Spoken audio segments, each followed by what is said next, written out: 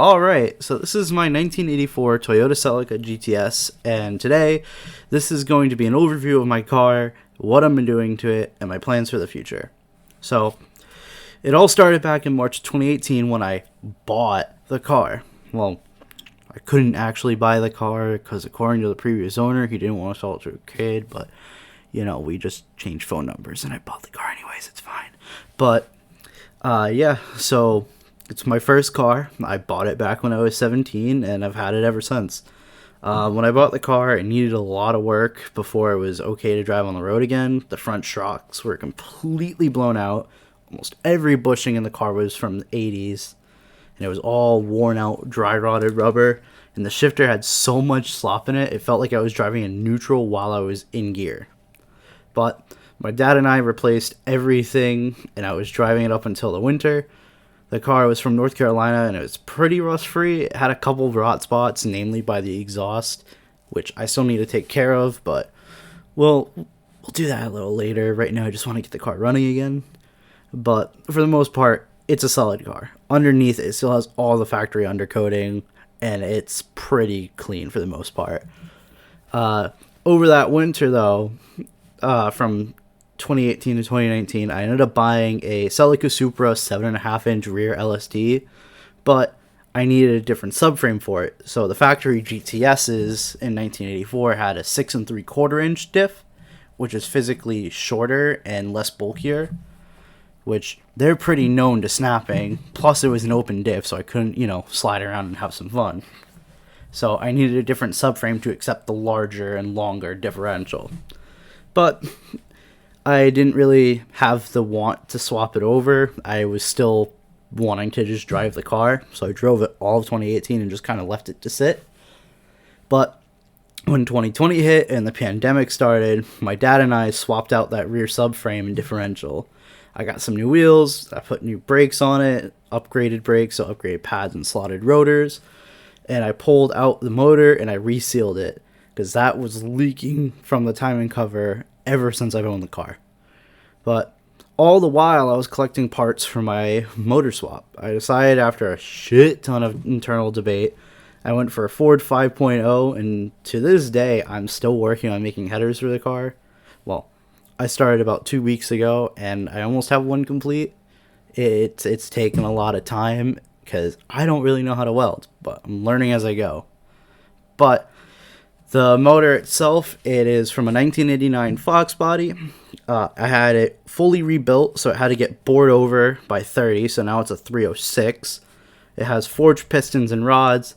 It's like 9.7 to 1 compression. It has aftermarket AFR heads, a 650 CFM carburetor, and it made on the engine dyno 394 horsepower at the crank and 375 pound-feet of torque. Wait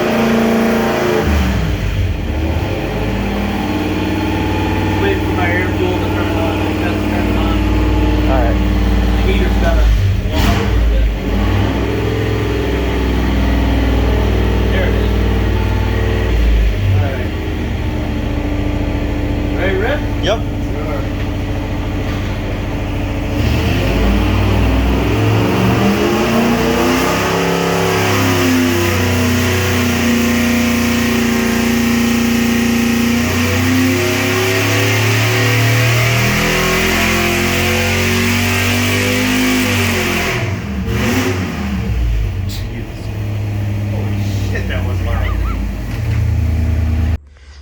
And this is how she currently sits.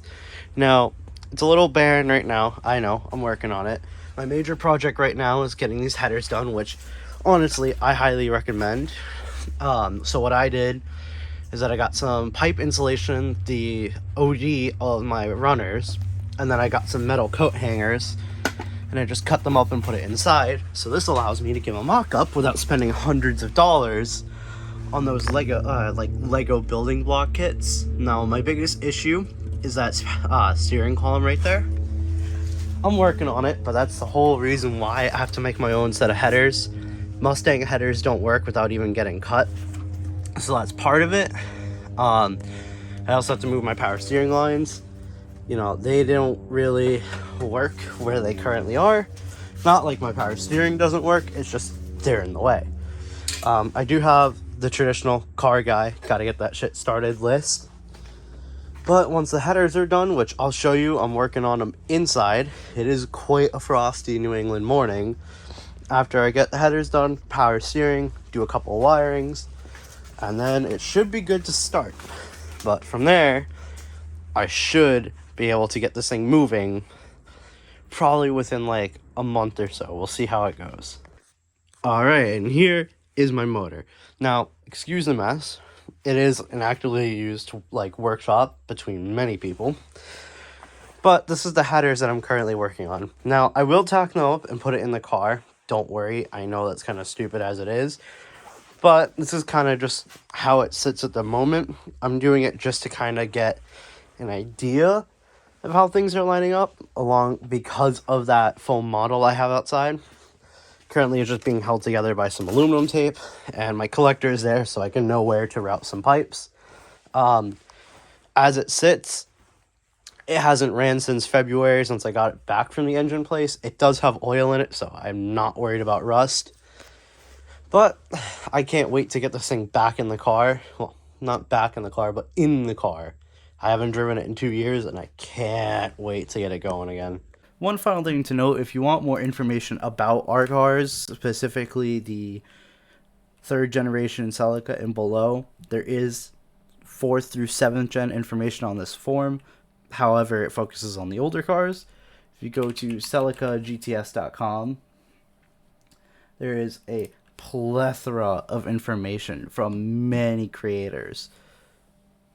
This site has been up for nearly 21 years.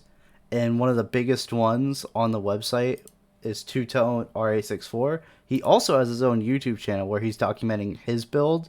He's putting a 1UZ in his Celica. However, he has so much information, and it is absolutely insane that how much this guy knows about his car. He is a pretty good resource. Along with that, a little bit more in-depth like coverage of my car. I have it here. Now, it's not the greatest, but it does have a lot of information on it. Some more pictures, such as the ad I saw to get my car. More information about my motor mounts. I'm swapping subframes.